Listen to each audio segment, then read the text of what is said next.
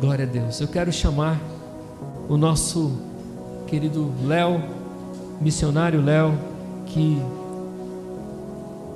voltou esses dias lá do Impacto Livres, lá no sertão de Piauí. Graças a Deus pela tua vida. E hoje a palavra está com ele. Que Deus te use. Amém? Amém. Estou aqui com o microfone do Gugu. Obrigado, pastor.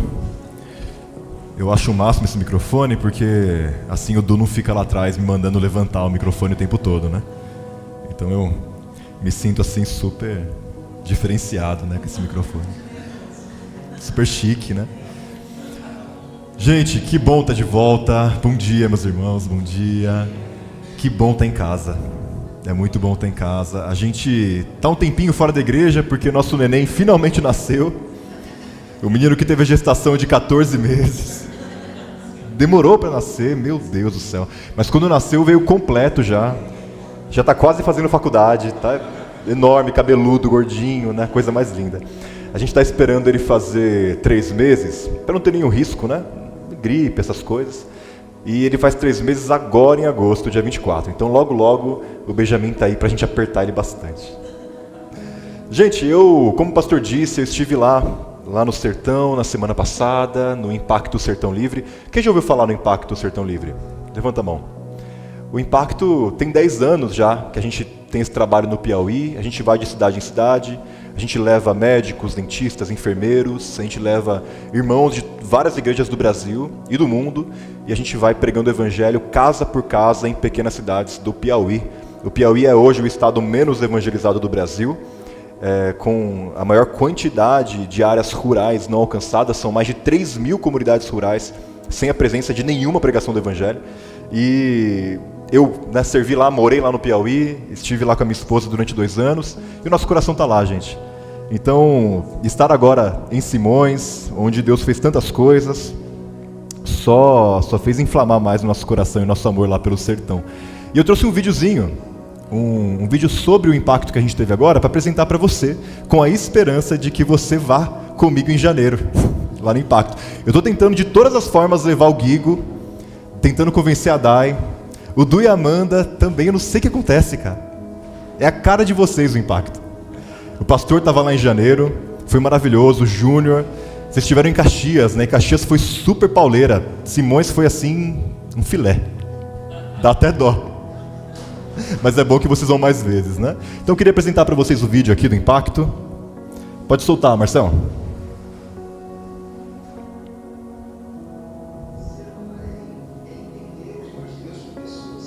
Ser amarelinho é reagir ao amor que Jesus derramou sobre nós, é obedecer a Deus, é conhecer Jesus e fazê-lo conhecido, ser resposta das orações. Ser um amarelinho é entender o amor de Deus por pessoas. Ser um amarelinho é reagir ao amor que Jesus derramou sobre nós, é obedecer a Deus, é conhecer Jesus e fazê-lo conhecido, ser resposta das orações de um povo, respostas das lágrimas de uma geração. É carregar aquela alegria que todo mundo deseja ter, a alegria de viver com Jesus. Eu vi o ônibus chegando, eu já fiquei impactada com a recepção, com vocês, todo mundo bem feliz, bem gentil. Trabalho aqui na escola. Aí eu já falei para minhas colegas, nossa, o pessoal que chegou, um pessoal muito simpático. Já foi logo falando comigo, filho, né, interagindo com eles. Gostei do atendimento, fui muito bem recebida. Levei meu filho na pediatra ali. Uma coisa que eu ia pagar particular, graças a Deus nem vai precisar mais, que ela já passou a medicação e com Deus vai dar tudo certo. Me apaixonei por todos. Somos movidos pelo amor que um dia nos encontrou. Queremos ser os olhos de Jesus, os olhos que abraçam as feridas da alma. Queremos ser as mãos de Jesus, as mãos que curam com abraços. Ser um amarelinho é entender a pura vontade de Deus, que nenhum de seus pequeninos se percam. Mateus 18:14. É carregar um coração puro e transformador por Jesus.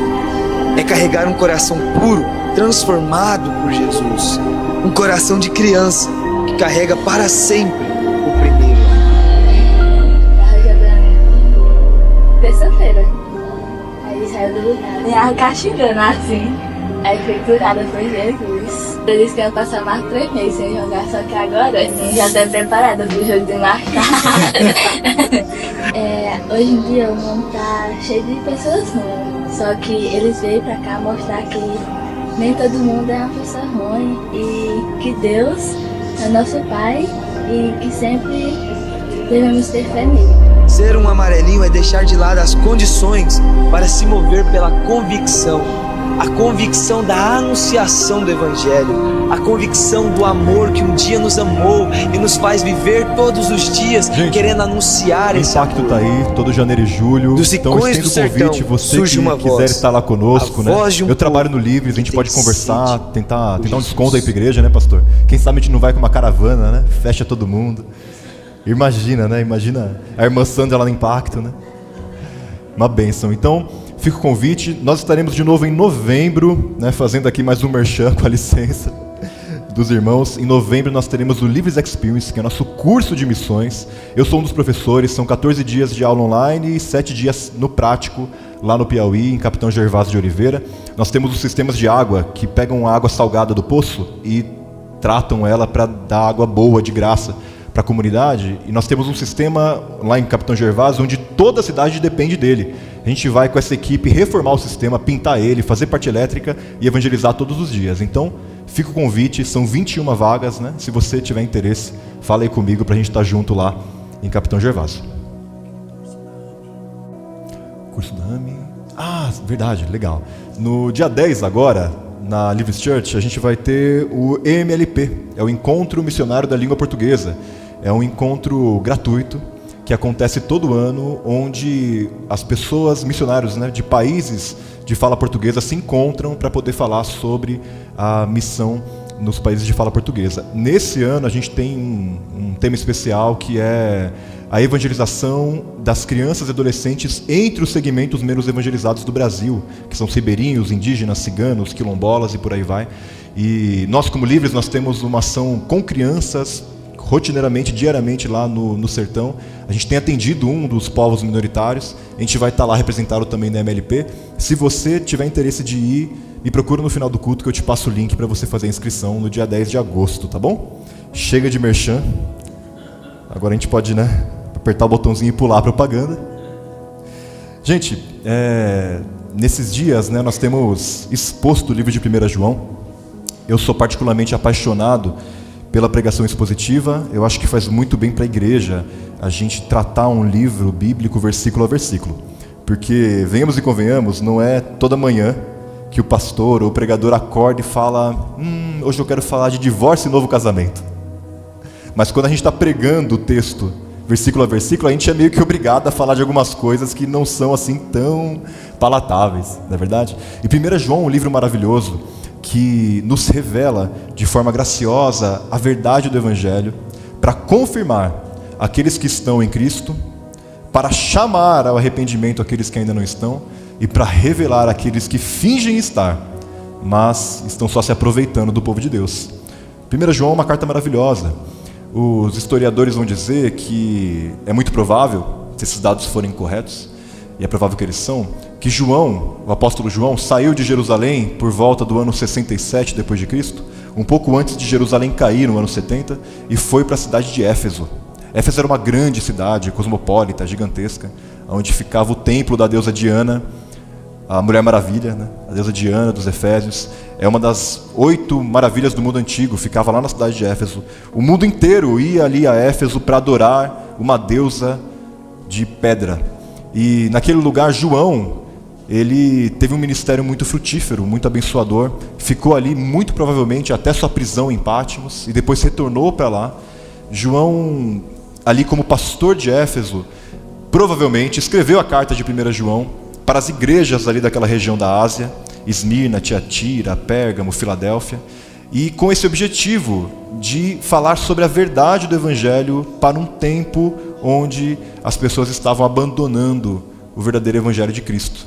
Era um tempo não muito diferente do nosso, muito parecido com o nosso, onde muitos deixavam a fé, muitos abandonavam a Cristo, onde muitos acreditavam em um Evangelho sem cruz, sem arrependimento, sem remissão e, consequentemente, sem transformação. E é interessante que haviam muitas polêmicas, heresias na época de João, mas João não escreve a sua carta com o objetivo de combater diretamente uma mentira que era levantada lá no meio da igreja. Pelo contrário, João escreve a sua carta com o objetivo de esclarecer o que é o verdadeiro evangelho. Por que isso é importante? Quem trabalha com dinheiro, quem trabalha com notas, né, como o pastor falou, hoje é tudo no Pix, né? Mas quem trabalha com dinheiro tem que reconhecer uma nota falsa de uma verdadeira, né? Alguém já foi caixa aqui de banco, caixa de mercado? Alguém já? Quem trabalha com dinheiro tem que reconhecer a nota verdadeira. Mas quem trabalha com dinheiro não vai estudar todas as notas falsas, porque as notas falsas mudam todo dia, não é verdade? Todo dia tem um urubu do Pix novo, né? Todo dia tem um golpe novo, né? Todo dia tem uma forma nova de enganar. O golpe está aí, cai quem quer, não é verdade?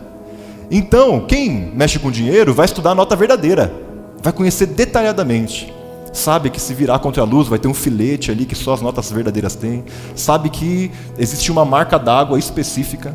Sabe que a textura do papel é de uma forma que nenhum outro papel é. Sabe que o tamanho da nota entre os valores também difere. Essa pessoa conhece tão bem o verdadeiro que quando ela vê o falso, ela sabe que se trata de uma mentira. Assim é a carta de 1 João. João quer deixar muito claro o que é o Evangelho, para que a gente saiba o que não é o Evangelho. E aqui em João capítulo 3, ele vai falar sobre a realidade, sobre a verdade dos filhos de Deus. João vai falar sobre o que de fato é e o que consequentemente não é ser filho de Deus. E eu vim lá do Impacto e eu adoro, assim, meu esporte favorito é evangelizar em bares. Eu adoro. Quando eu vou pra lá, eu fico procurando onde é que tem bar, e tem muito bar no Piauí. E eu gosto de entrar no bar para evangelizar, porque a bebida solta a língua, né? E o povo gosta de falar bastante. Então eu deixo o povo falar, e lá no final eu consigo entrar com o evangelho. E é muito comum a gente entrar num bar, em um lugar onde os homens estão se embebedando, traindo as mulheres, totalmente perdidos, e a gente vai falar do amor de Deus, e ele fala assim: Deus está aqui, ó, comigo, sou filho de Deus, eu ando com Deus todo dia. E o cara está lá na cachaça, com a vida toda arrebentada, vivendo na miséria, mas ele diz: eu sou filho de Deus, Deus está aqui comigo. E pior ainda é quem vai evangelizar e olha para alguém totalmente perdido e diz: você é filho amado de Deus, você é tão perfeito, olha como você é lindo, olha suas covinhas, olha como seu rosto é coradinho. Se Deus tivesse uma carteira, a sua foto estaria nele. Você é o centro do coração de Deus. Deus só pensa em você. Deus não existe longe de você, e a solidão é o pior caminho para Deus. Parafraseando, né, os irmãos Claudinho e Bochecha. Essa é a pior forma de evangelizar, porque ela é mentirosa, porque essa não é uma boa notícia. A verdade é que nem todo mundo é filho de Deus. A verdade é que nem todo mundo é filho de Deus. Mas para que você não ache que sou eu, vamos ler o texto bíblico, 1 João capítulo 3, verso 1. 1 João, capítulo 3, versículo 1, diz assim a palavra de Deus: vejam como é grande o amor que o Pai nos tem concedido, a ponto de sermos chamados filhos de Deus, o que de fato nós somos. Por isso o mundo não nos conhece, pois não o conheceu. Meus irmãos, nós vamos olhar aqui para o texto de 1 João, do capítulo 3, do versículo 1 ao 6, e nós vamos responder 4 perguntas. 4 perguntas. 4 perguntas que dirão se você é ou não um filho de Deus. E a primeira pergunta que você tem que se fazer para saber se você é ou não um filho de Deus, de acordo com 1 João, é: eu fui transformado pelo inexplicável amor de Deus? Eu fui transformado pelo inexplicável amor de Deus? Como eu disse, nem todo mundo é filho de Deus.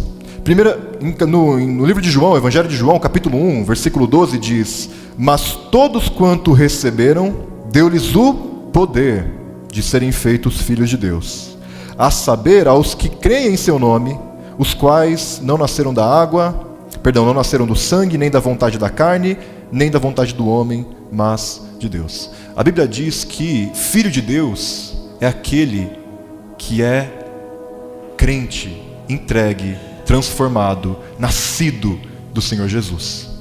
Nem todo mundo é filho de Deus. Só é filho de Deus quem crê em Cristo como seu Senhor e Salvador. Quem nasceu não da vontade da carne, mas da vontade do Espírito. Quem foi transformado. Alguém que não recebeu ainda Cristo como Senhor e Salvador da sua vida, alguém que ainda não nasceu de Deus, não é filho de Deus. Mas então é filho de quem? É filho de quem? Se nós não somos filhos de Deus sem Cristo, nós somos filhos de quem? A Bíblia vai nos dizer. Efésios 2, versículo 2 diz: vocês eram filhos da desobediência. Versículo 3 do mesmo capítulo: filhos da ira. João 8, 44, filhos do diabo. Romanos 5, 10, inimigos de Deus. O homem sem Deus é um homem completamente entregue à escravidão do pecado. É alguém que não tem mais em si a expressão da imagem e semelhança de Deus, mas se parece cada vez mais com o diabo. O homem sem Deus é um homem afastado daquilo que é a expressão da bondade de Deus. Não se enganem, meus irmãos, nem todo mundo é filho de Deus. Nem todo mundo é filho de Deus. E a gente só vai entender o grande amor de Deus quando a gente se deparar com o tamanho do nosso pecado. Porque se a gente continuar achando que a nossa vida é perfeita e só falta a cerejinha do bolo, que é Jesus, o amor de Deus vai ser só um acessório. Se você continuar achando que você é perfeito, maravilhoso, lindo e esbelto, e que ainda por cima Deus ama você, você não vai entender o amor de Deus. Se esse amor é grande, transformador, ele afeta por completo a nossa vida. Ele muda tudo. Nós só vamos entender o grande amor de Deus quando a gente entender o tamanho do nosso pecado, o tamanho da nossa miséria. Nós só compreendemos esse grande amor a nos depararmos com o abismo no qual nós nos encontrávamos. Afinal de contas, Deus, que é completamente santo, nos amou enquanto nós ainda éramos pecadores. Deus tem todo o direito de mandar a gente amar nossos inimigos, porque Deus ama os seus inimigos, eu e você. Nós éramos inimigos de Deus. A gente se afastou do Senhor com tudo que a gente tinha. A gente fez tudo ao contrário da verdade de Deus. A gente se entregou a tudo aquilo que deturpa a imagem de Deus em nós e no próximo. Ainda assim Deus nos amou. Deus nos amou enquanto nós ainda éramos pecadores. É interessante que é por isso que a gente pode entender o amor. Como 1 João diz, nisto conhecemos o amor, que Deus se entregou por nós e nós devemos dar a nossa vida pelos nossos irmãos. Mas nós entendemos o que é o amor, não como um sentimento, porque Deus não estava suspirando de amor quando amou a mim e a você. O Senhor não estava encantado com a nossa beleza. A Bíblia diz que Deus está virado. A Bíblia diz que Deus estava segurando, retendo a sua ira sobre nós. A Bíblia diz que o que nos segura entre a terra e a destruição é o fio da graça de Deus. Deus nos amou enquanto nós éramos filhos da ira, filhos da desobediência, filhos do diabo. Portanto, o amor não é um sentimento apenas, onde eu só consigo amar você se eu estiver morrendo de amor e de sentimentos afetuosos por você, pois Deus não estava assim diante de nós. Mesmo assim Ele se entregou. Mesmo assim Ele deu seu único filho. Mesmo assim Ele foi para a cruz do Calvário. Amar é um ato. Amar é uma entrega. Amar para Deus é sacrifício. Amar para Deus, amar a mim e a você custou tudo. Custou seu próprio filho. Custou o santo e justo no lugar de mim, pecador. Ser filho de Deus, então, também não é um mérito. Você e eu não somos chamados de filho de Deus porque a gente faz tudo certinho. Você e eu não somos chamados de filho de Deus, se estamos em Cristo, porque olha só como você é marido de uma só mulher. Olha só como você é uma esposa dedicada. Olha só como você é um trabalhador honesto. Você até faz lá o seu imposto de renda bonitinho, né? Nem sonega nada. Olha como você é lindo e perfeito. Gente, não é por isso que o Senhor nos fez filhos de Deus. Ser filho de Deus é um presente. É de graça. Ele nos presenteia com a adoção de filhos, sem a gente fazer nada para merecer. Eu não merecia ser filho de Deus. Ser filho de Deus é como ser um mendigo que encontrou pão e consegue dizer para os outros mendigos aonde encontrar pão. Nós não olhamos para as pessoas dizendo: eu sou filho de Deus e você é um miserável, porque eu faço tudo certo, tudo que meu pai pede eu faço, e você está aí, na bagaceira, como diz o povo do Piauí. Ser filho de Deus é dizer: eu era exatamente como você, mas esse transformador amor me encontrou, e eu só sei que eu era cego, e agora eu posso ver. Eu estava morto, mas eu fui achado. Eu gosto muito, uma vez o Francis Chan, um pregador dos Estados Unidos, escreveu alguns livros muito famosos. Ele foi numa conferência do Livres, e ele fez a seguinte ilustração. Ele falou assim: imagina que Deus te mandasse de madrugada, assim, você está lá dormindo, Deus te acorda, e Ele fala assim: eu quero que você vá no cemitério e ressuscite um morto. Já pensou se Deus te pedir uma coisa dessa? Vai no cemitério e ressuscite um morto. Quem você chamaria para ir com você? Alguém que fala bem? Alguém muito inteligente? Alguém muito perspicaz? Alguém muito convincente, que convenceu o morto de levantar? Meu, levanta daí, né? Você está paradão. Tanta coisa bonita para viver, né? Esse ano tem Olimpíada.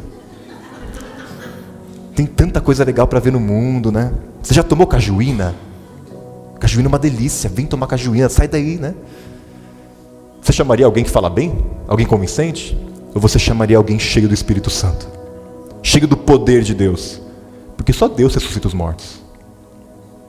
Gente, nós estávamos mortos e o poder de Deus nos fez viver em Cristo Jesus.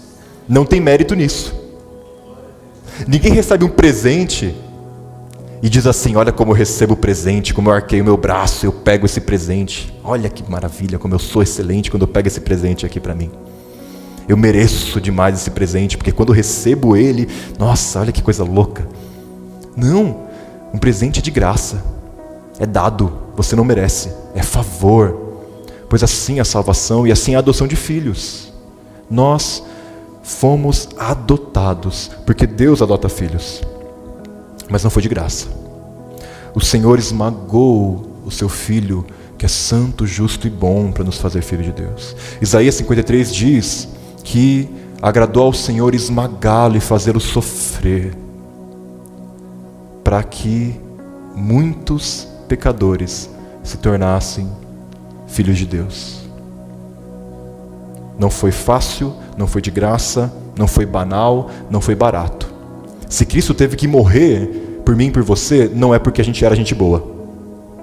Não é porque a gente era muito bacana, a gente só dá uma vacilada de vez em quando, mas está tudo certo. Se Cristo morreu em nosso lugar, é porque nós precisávamos de salvação. Ser filho de Deus não é sobre moralidade. A gente, por causa de um efeito mola do mundo, que as pessoas estão cada vez mais loucas, querendo se entregar a tudo, a gente começa a pregar o evangelho sem cruz, quer dizer para as pessoas: se você for um bom marido, se você parar de beber, parar de fumar, se você começar a fazer as coisas direito, você vai ser salvo. Tudo que a gente quer das pessoas é que elas sejam bons cidadãos, conservadores, gente bacana, gente de bem. Mas, gente, tem um monte de gente de bem que vai para o inferno. Tem um monte de bom marido, de boa esposa, de pai presente, que vai para o inferno. Porque não é sobre o quão bom nós somos, mas sobre a graça de Deus revelada em Jesus. Aquele que não crê em Cristo não tem salvação. Aquele que não crê em Cristo ainda está debaixo do domínio e da escravidão do pecado. Ainda que o exterior pareça bonito, o interior ainda está podre e corrompido. Não adianta a gente querer levar as pessoas a serem pessoas iguais a nós, sem o que Cristo fez em nós, sem salvação, sem transformação. O Evangelho não é moralidade. é resultado do evangelho a gente se tornar um bom marido, uma boa esposa, um trabalhador, alguém de bem. Mas não é o evangelho. Não adianta nada a gente querer que o Brasil se torne conservador, patriótico e blá blá blá, sem que haja arrependimento e transformação de pecados. É um evangelho sem cruz. É um evangelho sem salvação. Não é poder de Deus para salvar todo aquele que crê. Afinal de contas, os fariseus, eles eram extremamente morais. Eles davam dízimo até dos temperos. Você imagina você ir na casa do Rogério, ele tem lá um pezinho de coentro, com 10 coentrinhos, e ele tira um para dar na igreja. Fala, homem de Deus esse, né? Não é possível, até do coentro ele está dando dízimo. Assim eram os fariseus. E sabe o que Jesus fala para eles? Vocês são filhos do inferno. E vocês fazem as pessoas 10 vezes mais filhos do inferno do que vocês. E os fariseus diziam, não, nós somos filhos de Abraão. Jesus disse, não, vocês são filhos do diabo. Porque vocês continuam se opondo à vontade de Deus. O Senhor chama cada um de nós para andar com Ele em Cristo Jesus. E a gente continua se opondo, se opondo e se opondo, se parecendo mais com o diabo, não com Cristo. Então, meus irmãos, não é sobre moralidade. É sobre salvação, é sobre perdão de pecados. É sobre ser transformado pelo amor de Deus. Foi pela morte do seu Filho justo e bom que nós fomos adotados. Isto é amor como jamais se viu. Isso é amor. Amor é a gente olhar para a cruz e entender que foi por mim, foi por você. Amor é você olhar para o abismo dos seus pecados, você saber o quão ruim você é. E você sabe o quão ruim você é.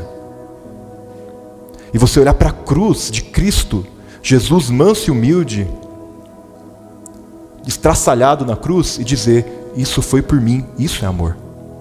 Isso é amor. É amor como jamais se viu, é amor como ninguém pode dar. É amor como o mundo nem conhece. Isso é amor. E quando a gente se depara com esse amor, a gente é transformado. A gente nasce de novo. Não é, gente, não é um exercício de pensar, não, agora eu vou começar a fazer as coisas direito, eu vou começar a andar retinho, da forma certa.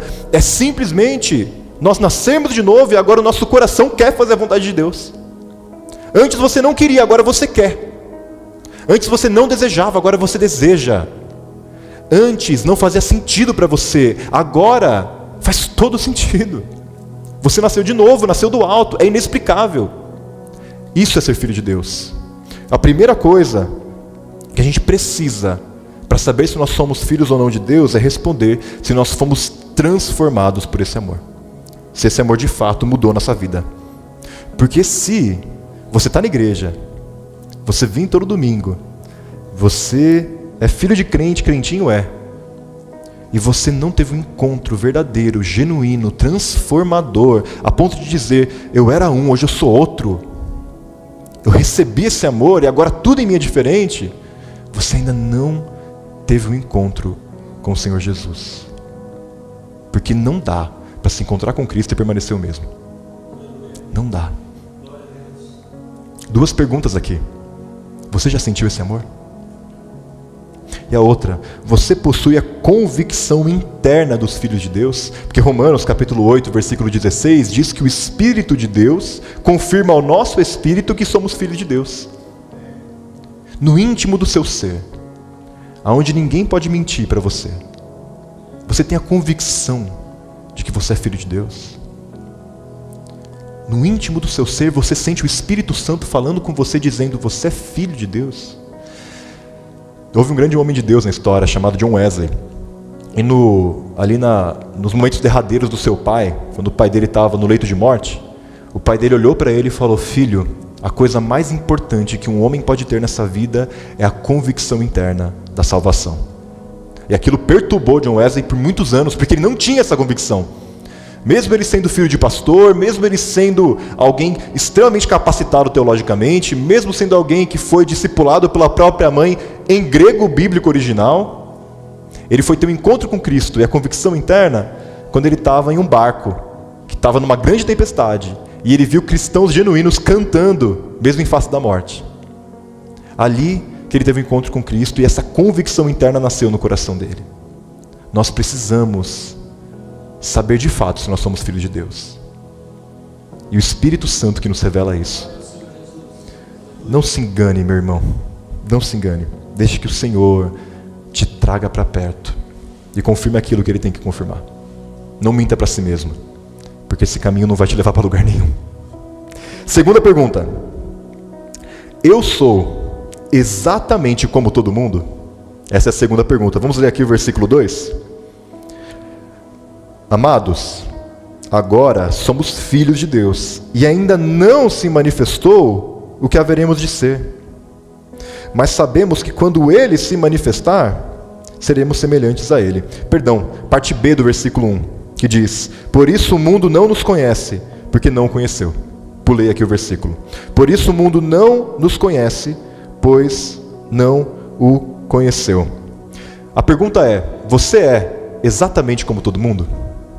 Você é exatamente como todo mundo ao seu redor? Você pensa, sonha, planeja como todo mundo? Afinal de contas, o mundo rejeitou o Filho de Deus. Jesus também disse em João capítulo 15: se o mundo vos odeia, tenham em mente que primeiramente odiou a mim. Se vocês pertencessem ao mundo, ele os amaria como se vocês fossem dele. Mas eu os tirei do mundo e os escolhi. Por isso o mundo vos odeia. O mundo odiou a Cristo. Não me surpreende a apresentação das Olimpíadas. Eu não fico nada surpreso que o mundo esteja usando a imagem da mesa do Senhor para uma mesa sem Cristo, sem salvação, sem remissão.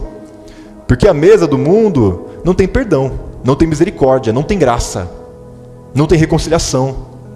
É apenas escravidão dos nossos próprios desejos e ganâncias. Não me surpreende nada a abertura das Olimpíadas. O mundo odeia Cristo. O mundo odiou Jesus. O nosso Deus foi crucificado. Por que a gente está esperando ser aceito pelo mundo? Por que você está esperando que as pessoas do seu trabalho fiquem assim encantadas com você, por você amar Jesus e caminhar como Ele caminhou? Por que você acha que o pessoal da sua faculdade vai achar você super querido porque você é crente em Cristo?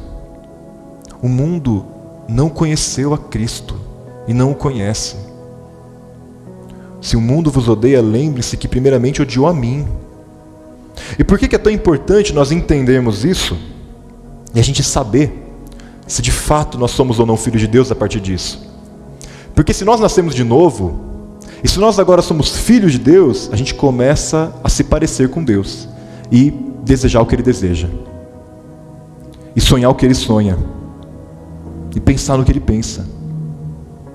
Mas se a gente continua pensando exatamente como o mundo pensa, se as suas opiniões sobre casamento, relacionamento, sobre família, se as suas opiniões sobre objetivos de vida, planos, a forma como você usa o seu dinheiro é exatamente como o resto do mundo, talvez você ainda não tenha nascido de novo.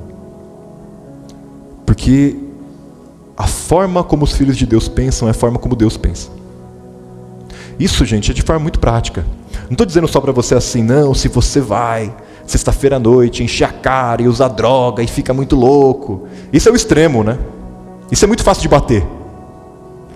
A questão é, os sonhos do seu coração, aquilo que você planeja para a sua vida, aquilo que você mais deseja, aquilo que você pensa para daqui a 10, 20 anos, é aquilo que Deus pensa? Ou será que, como todo mundo, você só está procurando ter uma vida cada vez mais confortável, ganhar o máximo de dinheiro que você puder, se preocupar o menos possível com o problema dos outros, ter a sua casa própria, ter o seu carro e só ser feliz? Nada disso é pecado. Tudo isso é bom. E Deus se agrada dessas coisas. Mas quando elas são o objetivo da nossa vida, elas não correspondem com o que o Senhor nos chamou para ser. O Senhor nos chamou para coisas maiores. O Senhor nos chamou para coisas superiores. Se o único sonho da sua vida é um dia abrir uma empresa, é ter independência financeira, liberdade geográfica, né, que o pessoal fala, né? se seu sonho é ser um influencer do marketing digital, para você ganhar um monte de coisa e sair fazendo publicações por aí, viajando o mundo, se é só isso que você tem para sonhar, você não tem ainda no seu coração os sonhos de Deus. O Senhor nos chama para sonhar com aquilo que Ele sonha. E, gente, o coração de Deus ama pessoas. O coração de Deus está no próximo. O coração de Deus está no serviço, porque nem o Filho do Homem veio para ser servido, mas para servir e dar a sua vida em resgate de muitos. Se a forma como você usa o seu dinheiro é a forma como todo mundo usa, o seu dinheiro ainda não é filho de Deus. O seu bolso ainda não é filho de Deus. Se a forma como você se relaciona com seu namorado, com a sua namorada, com seu marido, com a sua esposa, é a forma como todo mundo se relaciona, ainda tem alguma coisa errada na sua vida. Venha sonhar o que Deus sonha. Quebrante o seu coração com o que quebranta o coração de Deus. Continuando, os filhos de Deus são diferentes do mundo porque não pertencem ao mundo. De novo, gente, não é só um estilo de vida que a gente adota diferente. É transformação. É simplesmente mudança de identidade. Você não é mais o mesmo. Por isso você não pensa mais da mesma forma. É mudança, é transformação. Se você pensa como o mundo, age como o mundo, sonha como o mundo, não se engane. Há uma diferença clara entre os filhos de Deus e este mundo. Isso não quer dizer jargões evangélicos. Não quer dizer que a gente vai, porque a gente é filho de Deus, porque a gente é diferente do mundo, a gente vai começar a chamar todo mundo de varão e de varoa, de vaso de alabastro, né? De tocha de Jeová. No áudio do WhatsApp é engraçado, né? Mas na vida real não é. Ser filho de Deus, ser diferente do mundo, não quer dizer moda evangélica. Todo mundo vai se vestir agora como evangélico. Nossa forma de se vestir é decência, mas não quer dizer que a gente vai ser esquisito. Que tem uma grande diferença entre a gente ser diferente do mundo e a gente ser esquisito. A gente acaba sofrendo muito porque a gente é esquisito, não diferente. Não é verdade? Ser diferente do mundo é ser transformado. É estar no mundo, mas não ser dele.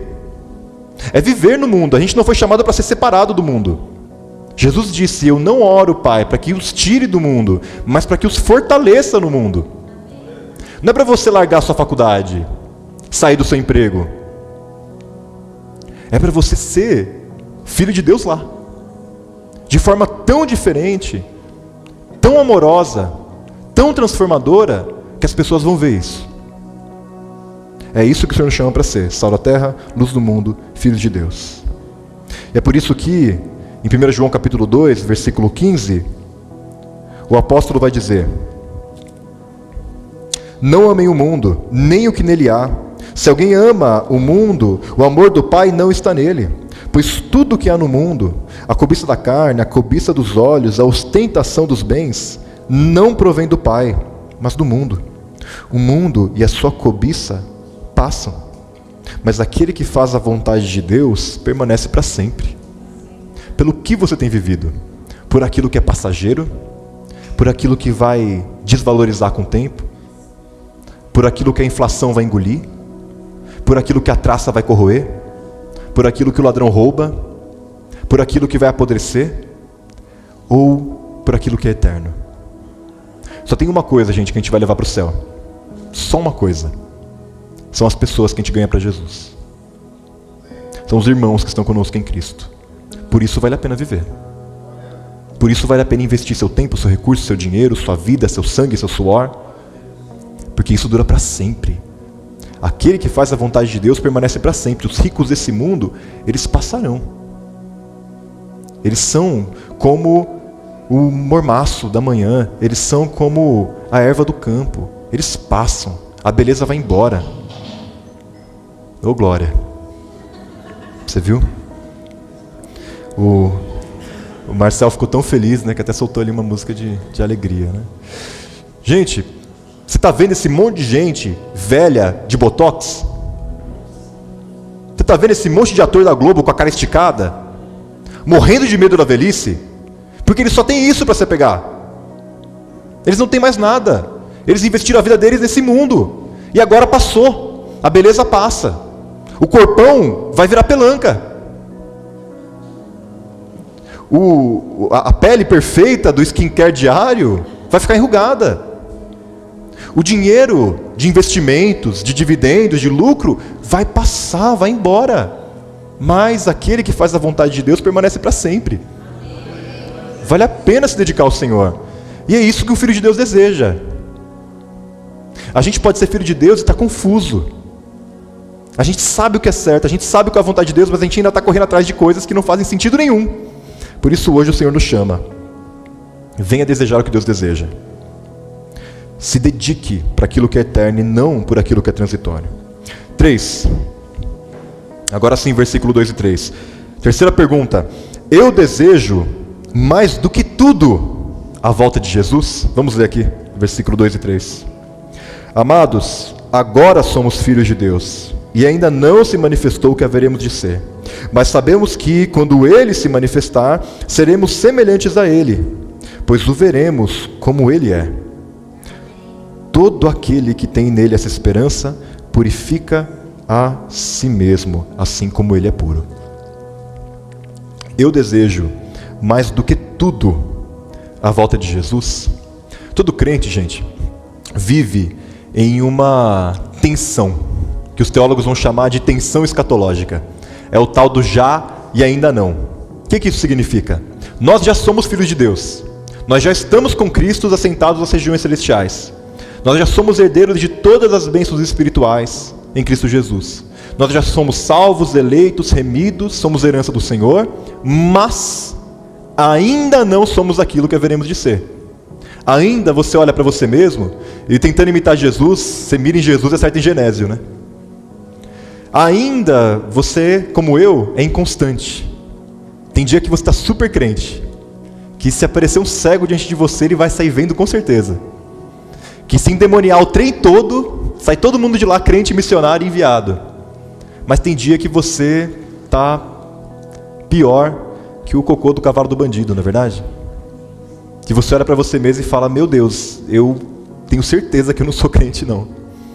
Como é que eu posso ser crente e pensar essas coisas que eu estou pensando aqui? E às vezes isso é no mesmo dia, tá? Você acorda de manhã, você faz devocional, você ora, você fala em línguas, você manda áudio no WhatsApp profetizando pro povo, né? E de tarde você já está revoltado, querendo matar todo mundo no seu trabalho. Não é assim? Ou é só comigo? E olha que eu sou missionário, trabalho com crente, hein? Gente, essa inconstância é a expressão do já e ainda não. Nós já estamos em Cristo, mas nós ainda não somos aquilo que haveremos de ser. Nós estamos sendo aperfeiçoados. Mas quando Jesus voltar, quando o Senhor voltar, nós o veremos como Ele é. E há no crente, no Filho de Deus verdadeiro, um anseio pela volta de Jesus. Por quê? Porque a gente anseia o dia em que a gente nunca mais vai desagradar a Deus. A gente anseia o dia em que nós nunca mais seremos inconstantes. A gente anseia o dia em que a gente não vai mais lutar contra o pecado diariamente. E cair, desagradar a Deus mais uma vez, e se levantar, e passar por todo o processo de novo. A gente anseia, como diz o apóstolo Paulo, ser revestido da morada celestial. É um anseio pela volta de Jesus. Só que a gente tem tratado a volta de Jesus como um grande estraga-prazeres. Eu adoro, quando eu estou lá no meio da molecada de impacto, eu falo, poxa, Jesus podia voltar hoje, né? E a pessoa fala, não, pelo amor de Deus, eu preciso casar, né? Você já casou, né? Então para você é fácil dizer, eu preciso casar, espera mais um pouquinho. Jesus pode voltar depois. Não, pelo amor de Deus, eu estou fazendo o TCC. E se eu me esforcei tanto na faculdade para Jesus voltar antes da aprovação, eu mando ele voltar de volta. A gente considera a volta de Jesus como um grande estraga-prazeres. Gente, a volta de Jesus é o grande prazer. É o grande prazer. Quando Jesus voltar, eu não vou mais estar no sertão vendo gente passando sede e comendo farinha com água. Quando Jesus voltar, eu não vou mais entrar num bar e ver um pai de família babando no próprio vômito por causa da bebida. Quando o Senhor Jesus voltar, eu nunca mais vou desagradar o coração de Deus. Quando Jesus voltar, o meu filho não vai ter que passar pelo que eu passei. Quando Jesus voltar, eu nunca mais vou brigar com a minha esposa por bobeira.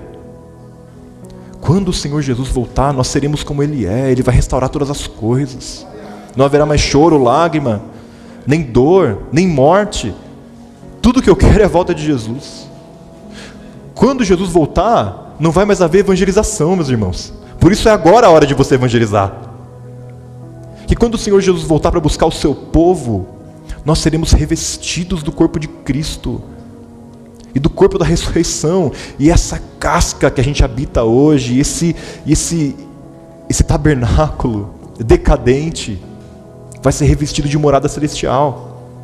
Os filhos de Deus desejam a volta de Jesus, porque eles já não têm mais medo. O perfeito amor de Deus lança fora todo medo. Quem tem medo da volta de Jesus é quem está em dívida com Ele. Porque a Bíblia diz que quando Jesus voltar, os povos se lamentarão.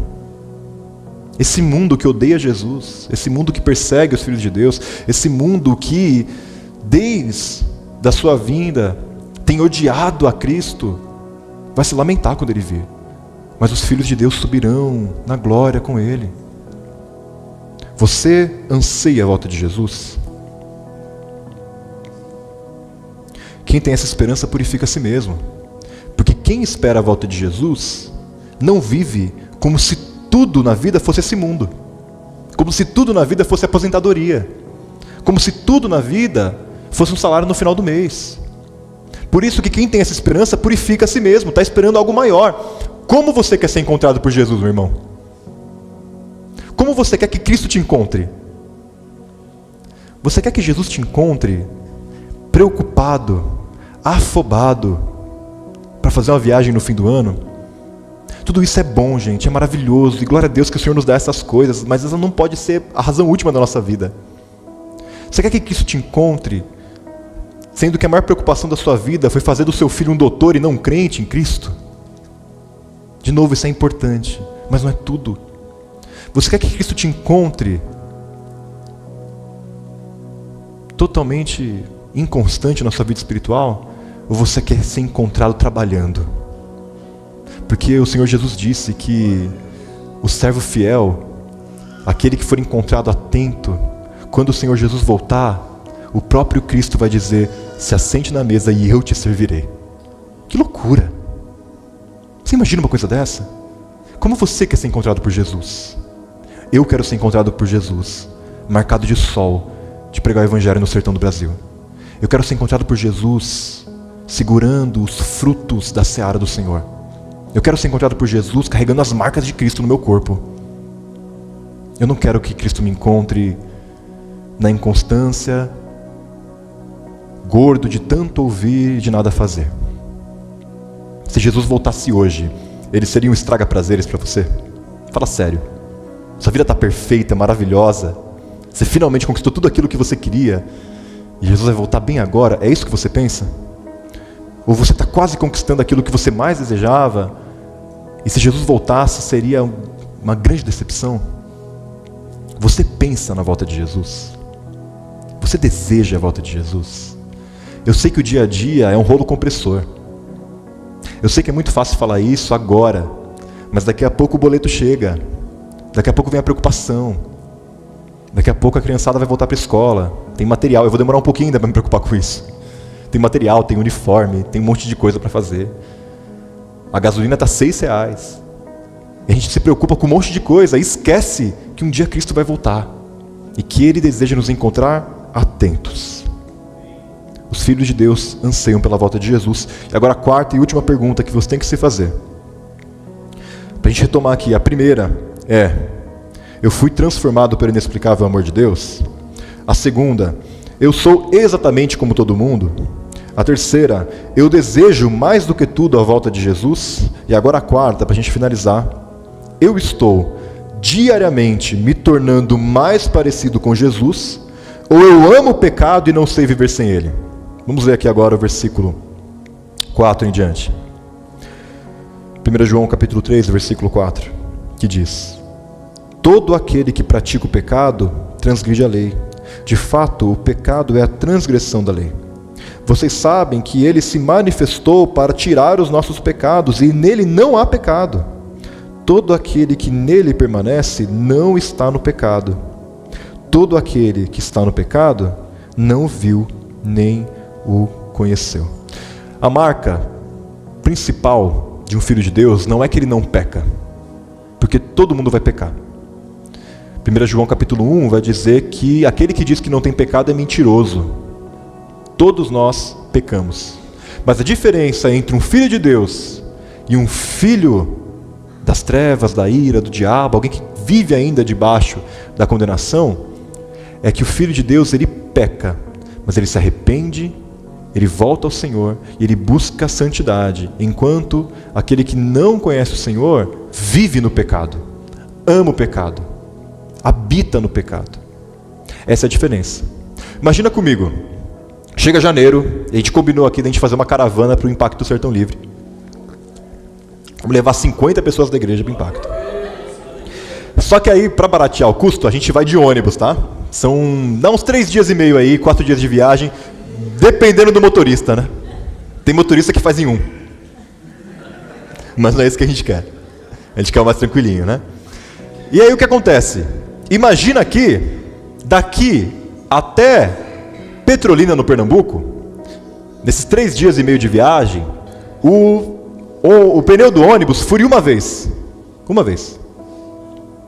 Em 3.000 quilômetros, o pneu furou uma vez. Tudo bem, né? Pode acontecer, não é verdade? Isso acontece, certo? Uma viagem normal. Agora imagine que a cada 200 metros que a gente andar com esse ônibus, o pneu fura. Daqui até o Piauí. 200 metros, fura um pneu. Troca o pneu, põe outro pneu. Para na borracharia, conserta, 200 metros. Fura o pneu. Tira o pneu, troca o pneu, borracharia. É normal? Essa é uma viagem normal? Assim é a vida do crente, gente. O pecado vai acontecer na nossa vida? Vai. Como um erro de percurso. Como uma queda para o arrependimento, transformação, mudança. Mas se a gente vive no pecado e está tudo bem para nós, nós ainda não conhecemos a Cristo. Porque Cristo veio para tirar o pecado. E nele não há pecado. Por isso que o sinal do Filho de Deus é que ele peca, mas ele não suporta o pecado. Ele não aguenta o pecado na vida dele. Ele odeia o pecado. Ele cai, mas ele cai e se arrepende. E busca de novo o Senhor, e busca a santidade, e vai se tornando cada dia mais parecido com Jesus. Agora, se você está vivendo o pecado, se ele é constante na sua vida, isso nem mais alerta a sua consciência, isso é um grande demonstrativo que você ainda não encontrou com o Senhor Jesus. Isso é muito sério, gente. Isso é muito sério. Isso é muito sério. Porque se Cristo morreu para nos tirar o pecado, nós vivendo no pecado, nós desprezamos a morte de Jesus. E como Hebreus 10 diz, aquele que pisa o sangue de Cristo, aquele que menospreza o sacrifício de Jesus, para esse não tem mais reconciliação. Porque se Cristo é o único caminho, a verdade e a vida, a gente abandonar Jesus é a gente abandonar o único meio que a gente tem para ir até Deus. É muito sério, gente. Se existe hoje na sua vida alguma coisa que você sabe que desagrada a Deus, e você sabe, se existe alguma coisa na sua vida que você sabe que é contrária à vontade de Deus, não suporte isso na sua vida. Corta a mão que te faz pecar. Afinal de contas, é o que Jesus disse, é melhor a gente ir para o céu decepado do que a gente ir para o inferno inteiro. É melhor a gente ir para o céu sem um olho, se nosso olho não nos faz pecar, do que a gente descer para o inferno com a vista perfeita. Nós precisamos cortar e lançar fora aquilo que desagrada a Deus. Isso é um sinal de que você é filho de Deus. Se você não está contente com os pecados na sua vida. E aqui de novo, né? É muito fácil a gente falar do viciado em droga, do viciado em pornografia, do adúltero, do ladrão. Mas talvez você tenha uma empresa e você emite nota fria Você só nega imposto. Isso é pecado. Talvez você tenha um relacionamento e você não vive ele de acordo com a vontade de Deus. Isso é pecado. Talvez você não traiu sua esposa, mas você olha para toda mulher que passa na rua. Isso é pecado.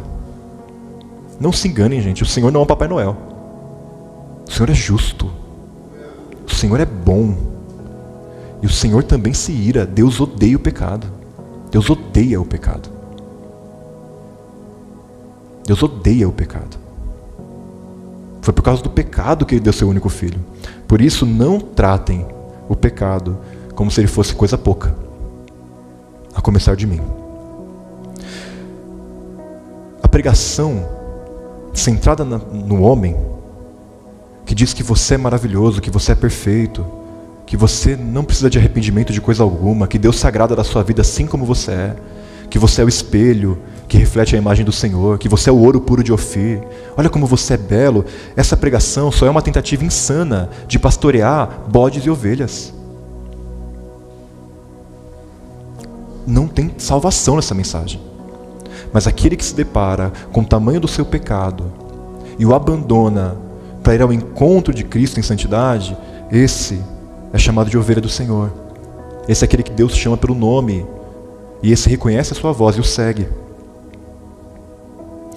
Aquele que se diz irmão, mas vive no pecado e o ama, mostra que é filho do diabo. A gente está vendo um monte de pastor sem vergonha, que há 10, 20 anos tem escondido casos de abuso sexual. E o povo fala, não, é só uma falha. Ele é um homem de Deus. Olha como ele fala bem. Olha como ele ministra. Olha como ele é abençoado. Olha quantas profecias ele já entregou e se cumpriram. E o homem carrega 20 anos mentiras e abusos que só vieram à tona porque denunciaram. Senão ele mesmo não falaria. Isso não é um filho de Deus. Isso não é um filho de Deus. Isso é um filho do diabo. Isso é um lobo na pele de cordeiro. Por isso que Paulo vai dizer, não se misturem com aqueles que são ladrões, idólatras, beberrões. E ele fala assim, eu não digo daqueles que estão no mundo. Não estou falando para você parar de andar com seus amigos que vivem no pecado, porque eles ainda estão debaixo do pecado. Paulo diz assim, eu digo daqueles que se dizem irmãos, mas são beberrões, são adúlteros, são idólatras. Com esses você não deve nem comer, Paulo diz. A Bíblia é um pouco mais séria do que a gente costuma dizer, né? Porque o pecado para Deus é coisa séria.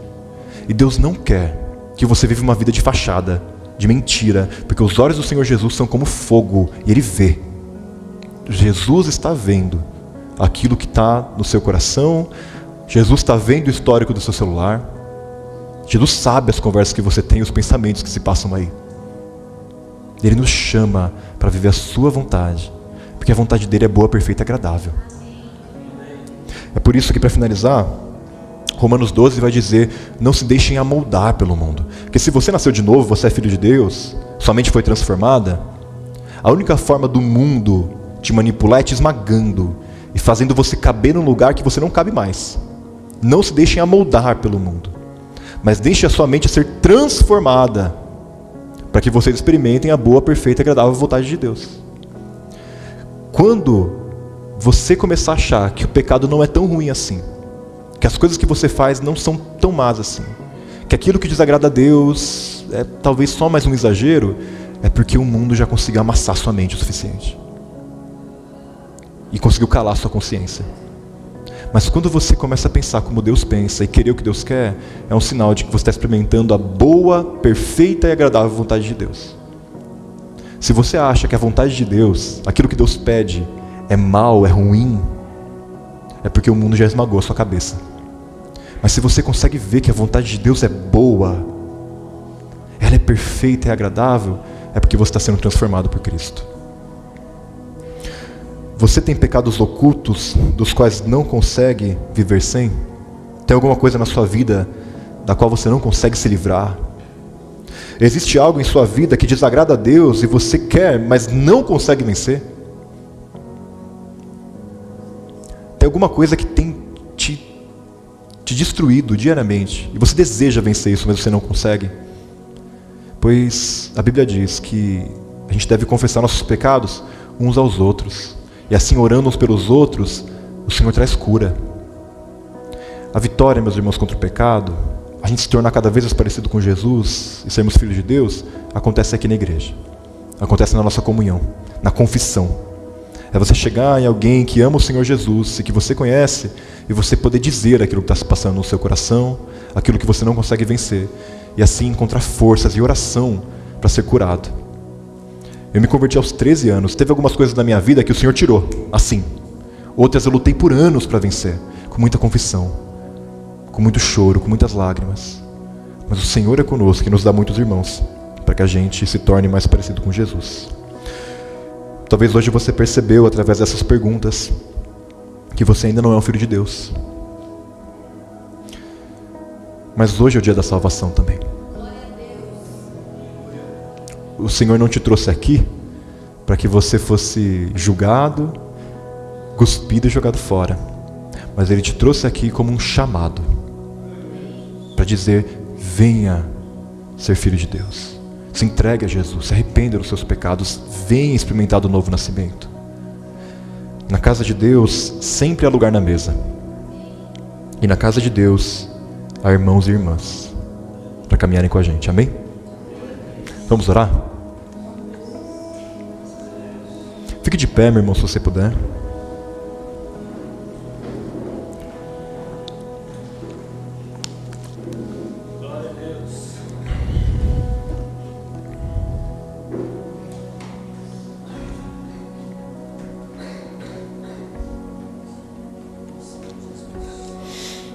Vamos orar ao Senhor. Peço que você feche os seus olhos. Senhor, Senhor nosso Deus, Tu és um bom Pai, Senhor. E o Senhor, Senhor Deus, é o Deus que adota órfãos, Senhor.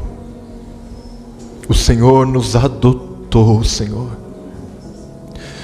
Mesmo, Senhor Deus, nós, Senhor Deus, fazendo tudo aquilo, Senhor, tudo aquilo, Senhor, que nos afastou de Ti, tudo aquilo que Te desagrada, tudo aquilo que ofende ao Senhor, tudo aquilo que deturpa a imagem de Deus no próximo, ainda assim o Senhor nos amou e com amor leal nos atraiu e enviou o Seu único Filho, Senhor, para que nós pudéssemos ser chamados de filhos de Deus.